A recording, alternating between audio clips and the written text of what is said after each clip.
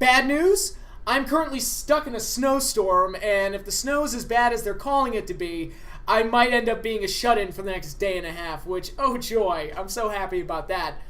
Good news, I have a little bit of extra time to be making videos, so I can finally knock this one out. And I've been talking about it for a few weeks, but ever since Diamond Dallas Page made it into the Hall of Fame and it was announced that he was going to be going into the Hall, I thought, you know what? Good for him. It's long overdue. He's a great talent. He deserves to be there, and I'm happy that he's going in. I want to do a video tribute for him because I'm a big fan of DDP, and I'm really happy to finally, see him get his just due and actually get the recognition that he deserves by going into the Hall of Fame. But then last week it was announced that Ravishing Rick Rude would also be going into the Hall of Fame, and he's another talent that I felt was, absolutely long overdue. He should have been in there years ago. And I thought, you know what? I'll do just a video tribute to both of them. Why not? I guess my Hall of Fame tribute video to two very talented workers that really heightened my fandom of professional wrestling and really made me appreciate the art form, both in terms of showmanship and being able to project their characters to the audience and just draw people in, and also as workers and being able to put matches together.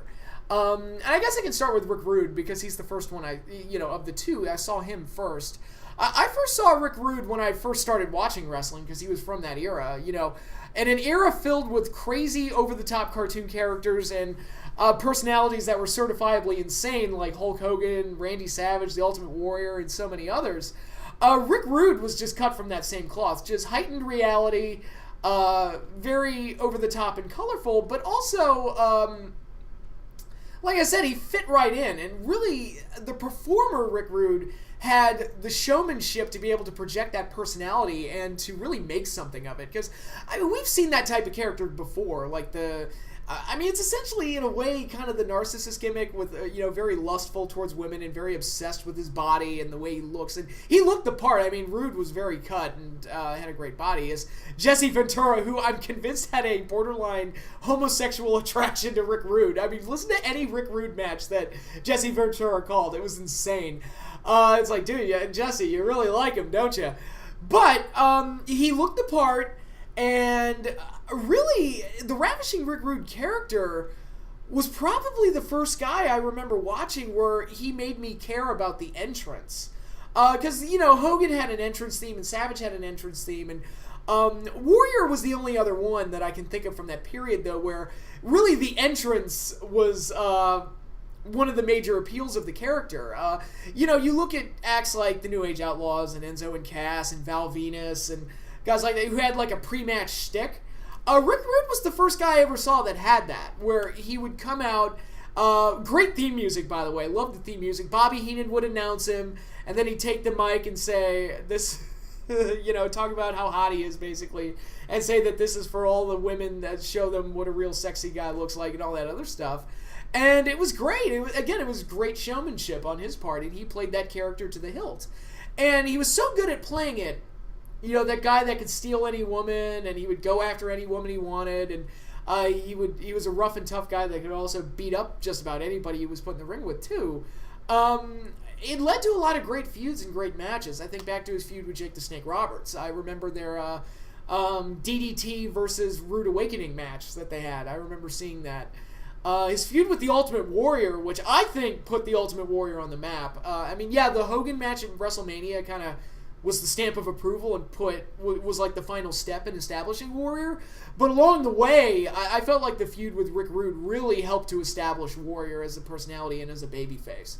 It was very necessary to the Ultimate Warrior's career. And Rick Rude got an IC title run out of it in an era where heels typically didn't get titles. And if they did, they didn't hold him for very long. And he was only IC champ for, 3-4 months? But, that match they had at WrestleMania, the way the fans reacted to it, you would have thought it was a main event. And then they had an even better match at SummerSlam later that year. It was a really good feud and great for both of them. It really showed, because there was always so much talk about how limited Warrior was as a performer. It really speaks to how talented Rick Rude was that he could get those kind of matches out of Warrior. And, Warrior was the magnetic babyface personality that everybody loved, but when you put a villain up against him to really make the story work, it's just magic, and that's what you call chemistry. It's that old saying, a hero's only as great as his villain, and, Hogan needed Piper and DiBiase and Andre and all those other villains to help establish him. Rock needed Triple H back in 2000. Austin needed Vince McMahon. You just need a villain to really, really help your character if you're a babyface. And Rick Rude was that guy for Ultimate Warrior, in my mind. And typically performed at a high level, pretty much anything they had him do. I think back to his feud with Roddy Piper, the steel cage match they had, I believe it was in Madison Square Garden, was one of the first matches I ever saw that kind of, and at that age, like 4 or 5, you don't really care about star ratings or anything like that. But that cage match they had, that was one of the first matches I remember watching that made me go, it's like, oh, I'm getting a text. Who the hell is that? Anyway. That was one of the first matches I remember watching that made me go, that match was really good. That was a really good match. And I always kind of remembered that. I always associated Rick Rude with that match. So I have a lot of nostalgia for, Rick Rude's WWF run, obviously. But I would be remiss if I didn't talk about his run in WCW, where he was mostly the U.S. champion. He was also, I forget, see, they also did that era where WCW had 2 world titles. I mean, WWE, seriously, of all the things to rip off from WCW, don't do that, because it was stupid when they did. But Rick Rude was tied into that. I believe it was called the International title when Rude held it, and it was, again, it was very messy and kind of messed up. But really what I remember from WCW from Rude was when he was the U.S. champion at that more mid-card level. He had matches with Sting that were really good. He had the Iron Man match with Ricky Steamboat. I remember he had another one with Dustin Rhodes, which was the first Iron Man match I ever saw.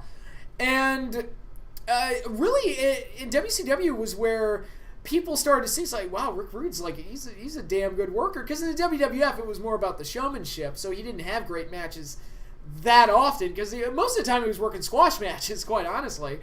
But really, once you saw, like, WCW, he had, I think, a more wide variety of opponents that could complement him, and it worked very well for him. I thought he did extremely well. It's one of those things where I look at Rick Rude, and some people go, he should have been a world champion, like a legitimate, like, top guy. I was like, you know what? He was so good, though, at the IC US title level. I didn't view it as him being stuck in a spot. It's like, Rude, you are fantastic in that spot. That's where you belong. And I'm not saying that to hold him down. It's like, I legitimately loved watching him as US champion. I legitimately loved his IC title run. And some guys just do great with the mid-card title and can make a career out of that. I think back to some other guys. I was a huge mark for D'Lo Brown in the Attitude Era, and he was mostly known for being the European champion. I never wanted him to move above the European title, because, like, no, the European title, that's D'Lo's title. I want D'Lo to hold it forever and a day. But, some spots are just perfect for guys. And Rude could have been, like, a world champion. He's one of those guys I look at, in the right circumstances, he could have been. I don't view him as a should have been. And honestly, he was so great with the US and IC titles that I was like, what's the problem? I was like, I don't view him as having any less of a career than like an Ultimate Warrior or a Randy Savage or anybody like that. He contributed in a great way in the spot that he was in, and that's fine. That's great. And it's really a huge difference compared to the way the wrestling business is now, where it's like, if you're not world champion, you suck. And there seems to be that mindset that's just ingrained into these guys. You need to be world champion for you to mean something. And it's like, that's not necessarily true. There are tons of guys from the 80s that never even came close to winning the world title that I view as having better careers than, say, Jack Swagger or, guys like that. Not that I'm trying to put down Jack, but, Jack's not better than those guys just because he was a former world champion. It's like, you look at guys like Jake Roberts and Rick Rude, and Ted DiBiase. Okay, now there's a should have been. Ted DiBiase should have been. That character was so great, but yeah, Rick Rude, he was an amazing talent and really embodied that '80s style that I really like. And Rude was one of the first guys I ever watched that I appreciated. Again, I always appreciated the character, but I appreciated him as a worker. There was something about his matches that I liked more than other guys, and even at that age when I couldn't quite explain why, there was just something about his matches that made me like his more than other guys. And again, it's one of those things, you can't really explain it at that age, but that was the case. And I realize now, he was really good at putting matches together and working well with guys and, highlighting their strengths, hiding their weaknesses. Matches with Warrior highlight that, definitely. And Rick Rude absolutely deserves to be in the Hall of Fame. Absolutely. And like I said, it's long overdue, and I'm glad that even if it is posthumously, I am glad that he's going in. It is very cool to see. Now let's move on to Diamond Dallas Page. Feel the bang. And this one I really feel good about because for years and years and years and years after the war was over, there was just that mindset that WCW sucks and they never did anything right and WWF was always better. And, you'd watch documentaries made by the WWE about the war, and they would say things like Mick Foley saying, and I love you, Mick, but saying things like, I felt we had the better show a year before we overtook them in the ratings. And I'm like, yeah, well, you didn't. Speaking as somebody who watched both, they're like, no, it took, you watch around WrestleMania 13 time, it was like the show was a directionless mess, and it took them a while to get everything right. And there were times when WCW was the better product, and they did produce characters that were interesting and fresh and exciting. One of those guys was Diamond Dallas Page, who, again, he had that, blue-collar worker, people's champion appeal that, say, Dusty Rhodes had, but at the same time, he also had, a Jake Roberts level of psychology, and that's really the part that DDP gets underestimated with, is his grasp on psychology. You look at the way he sells, and you look at the way he puts his matches together. DDP's, in that time period, is, second to none. He was, in many ways, kind of the new Jake Roberts, and I've heard people criticize him saying that it's he's only got 4 moves. I'm like, who gives a fuck? I'm like, I don't care if he's only got 4 moves. His matches are more exciting than most cruiserweight guys that do 450 splashes and shooting star presses and all that other shit. It's because I care more, and that's what matters. DDP makes me care more, and a lot of that is through his selling. I remember when he had the injured ribs, and he used that in his matches constantly to great effect. DDP was an outstanding worker and deserves all the credit for doing that. And the 2 biggest pieces of evidence, and I've reviewed these matches as part of my classic match reviews, his matches with Randy Savage and his Halloween Havoc match with Goldberg. And the reason I highlight those matches, Randy Savage, and we all love Randy. We all love Macho Man Randy Savage. He's one of the best.